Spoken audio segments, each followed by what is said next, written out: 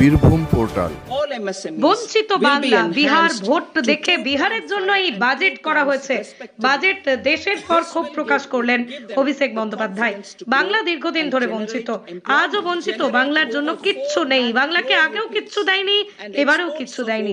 এই বাজেটেই বাংলাকে বঞ্চিত রাখা হয়েছে বলে ক্ষোভ প্রকাশ করলেন ডায়মন্ড হারবারের সাংসদ তথা তৃণমূল কংগ্রেসের second in command Abhishek Bandyopadhyay. সেই সঙ্গে তিনি বললেন, বিহারে 2025 সালে নির্বাচন রয়েছে, সেই বিহার নির্বাচনকে মাথায় রেখে এই বাজেট বিহারের জন্য করা হয়েছে। সাধারণ গরিব মানুষের জন্য কিছু করেনি এই বাজেটে। আমাকে বাজেট ভালো করে পড়তে হবে, তারপর আমি সম্ভবত কিছু জানাবো বলেই মন্তব্য করলেন অভিষেক। যখন 18টা সাংসদ জিতিয়ে পাঠিয়েছিল তখনও বাংলায় কিছু দেয়নি।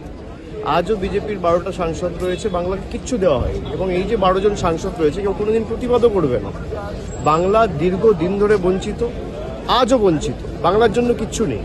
2025 সালে এই বছর নভেম্বর মাসে যেহেতু বিহারে নির্বাচন আছে, বিহারের জন্য সব কিছু করা হয়েছে। এটা তো নির্বাচনকে মাথায় রেখে করে, সাধারণ গরিব মানুষের জন্য তো কিছু করে না। মিডল ক্লাস আমাকে পুরোটা পড়তে হবে। মিডল ক্লাসে উনি ইনকাম ট্যাক্স রিবেটের যে কথাটা বলেছেন, ওখানে আবার বলেছেন যে 4 থেকে 8 লাখের জন্য 10%, 8 থেকে 12 লাখের জন্য 20%, 20 থেকে 30 লাখের জন্য 25%। একটা অস্পষ্ট জায়গা রয়েছে, আমাকে পড়তে হবে, তারপর আমার যা বলার আমি বলবো।